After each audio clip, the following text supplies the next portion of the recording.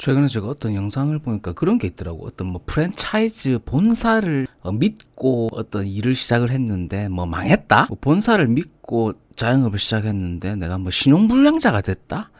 그런 얘기가 있더라고요. 누군가를 뭐 믿고 뭐 시작을 했다. 믿는다는 건 이제 뭐 신뢰를 얘기하는 거겠죠. 정말 우리가 타인을 믿어도 괜찮은지, 현실은 어떤지, 사실 우리가 생각하는 것보다 이제 훨씬 더 그 치열한 게임 속에서 이제 사실 살아가고 있는 게 이제 현실입니다. 밖에 나오면 그냥 총알이 그냥 막 날아다니는 거예요. 극단적으로 얘기하면 전부 다 사기꾼밖에 없습니다. 이 자본주의 사회라고 하는 게 기본적으로 디폴트 값이 제로섬 게임이라는 뜻이죠. 타인은 오직 자신의 금전적 이익을 위해서 행동합니다. 그리고 이 대중은, 다수의 사람은 무의식적으로 이제 하향 평준화를 이제 원하게 되죠. 신뢰라고 하는 것, 그 믿음이라고 하는 게 결국 타인에 대한 그 의존성을 말하는 거죠. 의존하는 순간 약자가 될 수밖에 없습니다. 자, 이 사람이 본사에 의존하고 믿고 신뢰하니까 이렇게 약자가 되는 거예요. 끌려다니는 것밖에 안 되는 거잖아요. 제로섬 게임이라고 하는 게 누군가 얻으면 반드시 누군가는 잃게 되어 있다는 거죠.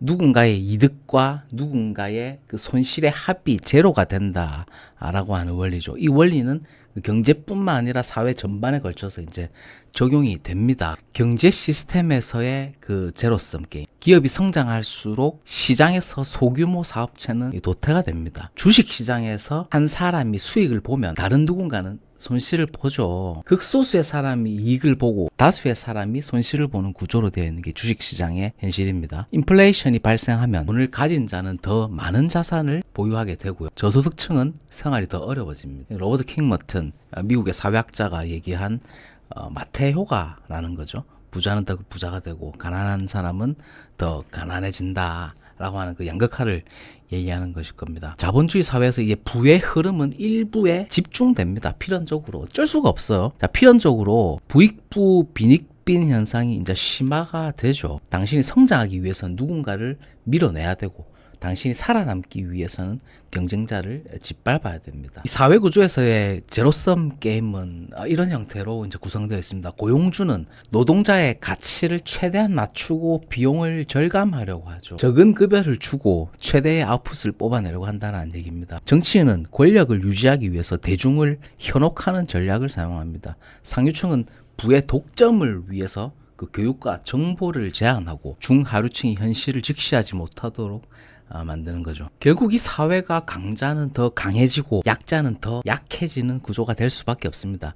여기서 신뢰, 믿음 이런 것들은 존재하지 않습니다. 타인은 오직 그 금전적 이윤을 위해서 행동합니다. 세상에 존재하는 모든 유튜버들 금전적 이윤을 위해서 이렇게 영상을 만드는 거죠. 그게 아니라고 얘기하는 사람은 100% 위선자입니다. LP 종합편소도 마찬가지입니다. 금전적 이윤을 목적으로 하고 있습니다. 제 영상을 여러분들이 소비를 하시면 그 시간은 금전으로 등가 교환돼서 컨텐츠 크리에이터에게 돌아오게 되어 있습니다. 우리가 착각하는 게 있습니다. 사람들은 이타적인 것처럼 보이지만 사실 이 모든 행동에는 이기적인 동기가 숨어 있다라는 얘기죠. 기업과 정치의 본질이에요. 기업이 그 사회 공헌을 하는 것이 이미지 세탁과 세금 감면의 목적입니다. 잘 아셔야 됩니다. 정치인은 서민을 위한다라고 하는 구호를 외치지만 결국 표를 얻기 위한 수단일 뿐입니다. 정치인의 존재가 뭐죠? 기업이 존재하는 이유가 뭐죠? 이윤 창출이죠. 정치인이 존재하는 목적은 뭐죠? 정권 유지입니다. 그 외에 다른 목적은 없습니다. 자선단체조차도 기부금을 통해서 이제 자산을 증식하거나 운영진이 이득을 챙기는 구조입니다. 겉으로 보이는 선 뒤에는 항상 그 이익이 자리하고 있다는 얘기입니다. 인간관계도 하나의 비즈니스 거래와도 같습니다. 친구관계도 이익이 맞아 떨어질 때만 그 유지가 됩니다. 연애도 마찬가지죠. 가치 등가 교환의 형태로 이루어지는 것이고요. 가족조차도 그 경제적 이해관계가 얽히면 분쟁이 발생할 수밖에 없습니다. 우리는 감정적으로 인간관계를 맺지만 그 속을 들여다보면 결국 이익에 따라서 움직이고 있다는 것이죠. 대중은, 다수의 사람은 하향 평준화를 원합니다. 대중은 스스로 깊이 생각하고 싶어 하지 않아요. 사람들은 본능적으로 단순한 것을 원하고 그 즉각적인 쾌락을 추구합니다.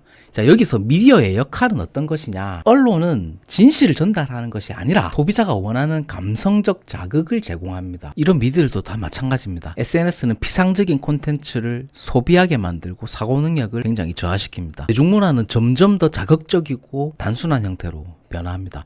사람들은 그 복잡한 진실보다 단순하고 자극적인 그 거짓을 더 선호한다는 얘기죠. 정치와 교육의 그 숨은 전략은 정치인은 대중의 그 지적 수준을 낮춰서 통제하기 쉽게 만들어야 됩니다. 교육 시스템은 논리적 사고보다는 암기 중심의 교육을 강요하죠. 개인이 스스로 사고하고 분석하는 것을 점점 더 어렵게 만듭니다. 대중을 바보로 만들어버려야 된다는 거죠. 대중이 깊이 사고하기 시작하면 기득권층은 더 이상 권력을 유지할 수 없습니다. 그래서 그들은 대중을 의도적으로 무시하게 만드는 거죠. 과거에 존 테일러 게토라는 이제 선생 출신이죠.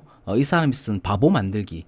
왜 우리는 교육을 받을수록 멍청해지는가 라는 책도 있습니다. 일독을 권해드리는 바고요. 우리는 흔히 신뢰를 미덕이라고 생각하지만 사실 그 신뢰는 타인에게 의존하는 행위입니다. 본사를 믿고 시작했다. 본사에게 의존하고 시작했다가 신용불량자가 됐습니다. 누구의 책임인가요? 그리고 의존하는 순간, 신뢰하는 순간 우리는 취약한 존재가 됩니다. 그게 신뢰의 허상이죠. 신뢰는 상대방이 배신하지 않을 것이라는 막연한 기대일 뿐입니다. 하지만 인간은 자신의 이익을 위해서 언제든지 태도를 바꿀 수가 있죠. 신뢰는 곧 리스크이며 믿음은 곧 리스크이며 위험이라는 뜻이죠. 리스크가 현실화되는 순간 우리는 그냥 무방비 상태가 되는 것입니다. 강자는 신뢰를 요구하지 않습니다. 그들은 스스로 생존할 능력을 갖추고 있기 때문이죠. 자기 주도적 삶의 그 필요성이 강조됩니다. 신뢰보다는 분석력이 중요하고 감정보다는 논리적 사고가 필요합니다. 누구도 믿지 않고 스스로 살아남을 수 있는 능력을 갖춰야 합니다. 즉 자생력을 키워야 된다는 얘기죠. 당신이 남의 말을 믿는 순간 당신은 약자가 됩니다. 강해지려면 의존하지 마세요. 이 사회에서 살아남기 위해서 그 신뢰가 아니라 냉철한 분석이 필요합니다. 타인의 선의에 기대기보다 그들의 숨은 의도를 읽어내는 능력이 필수적입니다. 아무도 믿지 마십시오. 신뢰하는 순간 당신은 먹잇감이 됩니다.